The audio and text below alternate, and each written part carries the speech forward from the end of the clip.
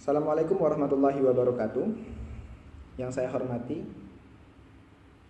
Bapak Andar Najah, MPD, selaku dosen pembimbing mata pelajaran agama Islam. Dan yang saya sayangi teman-teman seperjuangan. Sebelumnya, perkenalkan, nama saya Roland Setiawan dari Parojo Akuntansi kelompok 3 yang akan jelaskan demokrasi menurut Islam, memilih pemimpin menurut pandangan Islam. Sebelum itu, demokrasi ialah berasal dari dua kata, dari kata Yunani. Yang pertama ialah demos, yang artinya rakyat, dan yang kedua kratos, yang artinya kekuasaan atau kedaulatan. Menurut beberapa para ahli seperti Abraham Lincoln, demokrasi ialah sebuah sistem pemerintahan dari rakyat, oleh rakyat, dan untuk rakyat. Jadi demokrasi itu menurut beliau suatu sistem pemerintahan yang bertumpu pada rakyat, dilakukan secara langsung oleh rakyat atau melalui para wakilnya. Para wakil rakyat, mereka melalui mekanisme pemilihan yang berlangsung secara bebas. Nah, menurut ahli yang kedua yaitu Joseph A. Schmitter, demokrasi adalah suatu perencanaan institusional untuk mencapai keputusan politik, di mana setiap individu memperoleh kekuasaan untuk memutuskan cara perjuangan kompetitif atas perjuangan rakyat. Dapat disimpulkan bahwa hakikat demokrasi adalah sebuah proses bernegara yang bertumpu pada peran utamanya rakyat sebagai pemegang tertinggi kekuasaan. Nah, demokrasi menurut Islam, dikarenakan agama dan demokrasi memang berbeda. Agama itu ialah berasal dari wahyu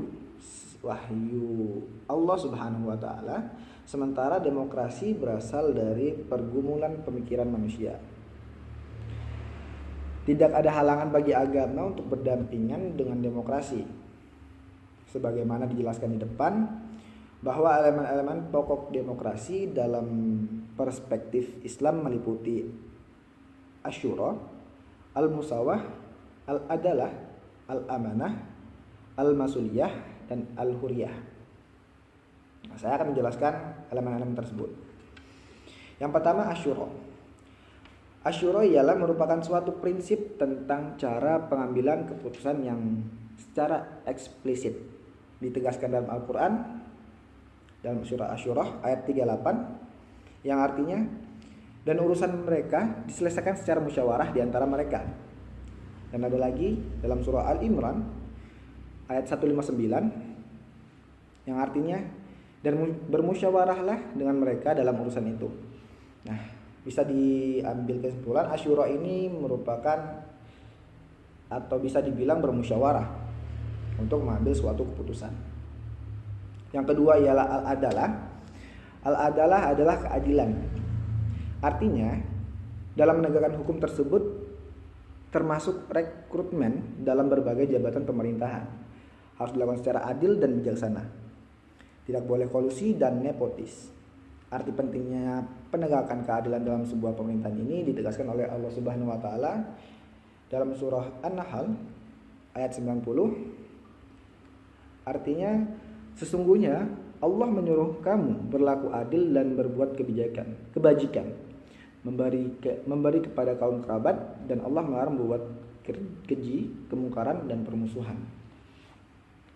Yang ketiga, al-musawah. Al-musawah adalah kesejajaran.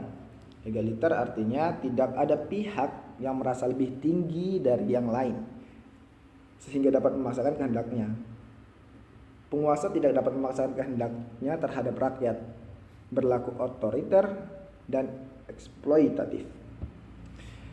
Kesejajaran ini penting dalam suatu pemerintahan demi menghindari dari hegemoni penguasa atas rakyat. Nah, yang keempat, al-amanah. Al-amanah adalah sikap pemenuhan kepercayaan yang diberikan seseorang kepada orang lain, atau bisa dibilang dapat dipercaya. Oleh sebab itu, kepercayaan atau amanah tersebut harus dijaga dengan baik dalam konteks kenegaraan. Pemimpin atau pemerintah yang diberikan kepercayaan oleh rakyat harus mampu melakukan kepercayaan tersebut dengan penuh rasa tanggung jawab. Nah, untuk al-amanah ini ditegaskan dalam surah An-Nisa ayat 58 yang artinya sesungguhnya Allah menyuruh kamu supaya menyampaikan amanah kepada yang berhak menerimanya, dan menyuruh kamu apabila menetapkan hukum di antara manusia supaya kamu menetapkan dengan adil. Yang kelima ialah al-masuliyah atau bisa dibilang tanggung jawab.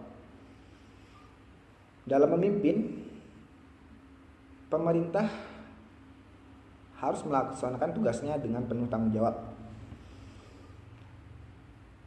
Yang keenam yaitu al-huriyah adalah kebebasan.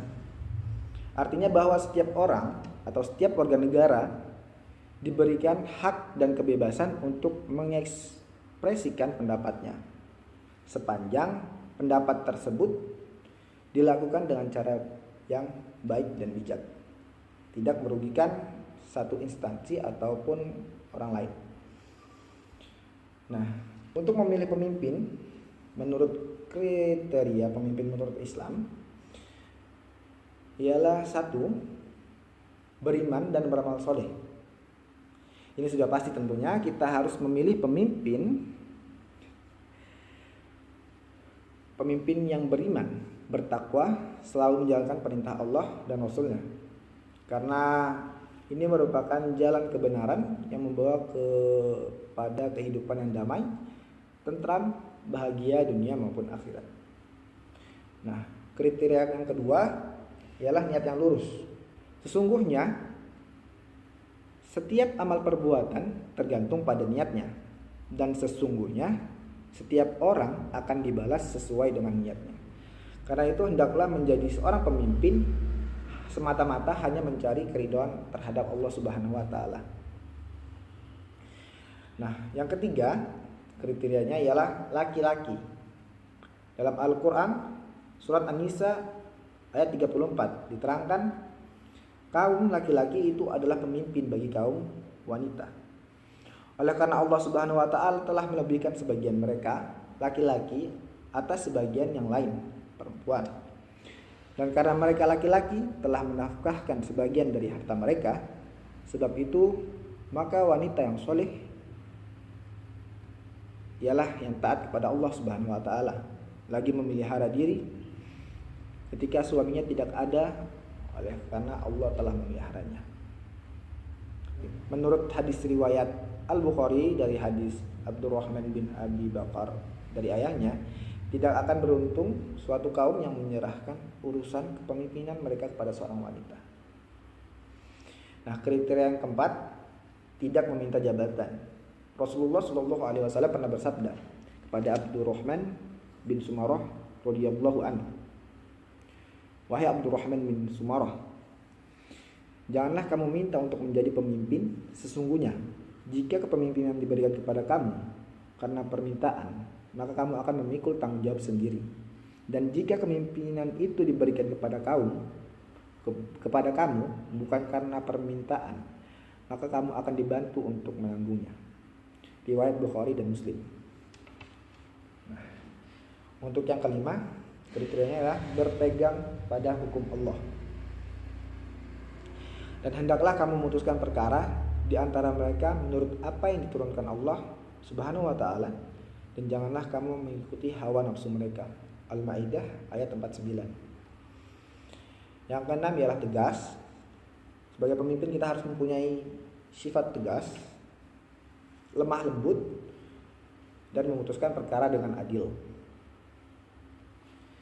Nah, untuk kesimpulan dari presentasi saya ini, dari uraian di atas dapat diambil kesimpulannya bahwa secara normatif doktriner dalam ajaran Islam terdapat prinsip-prinsip dan elemen dalam demokrasi.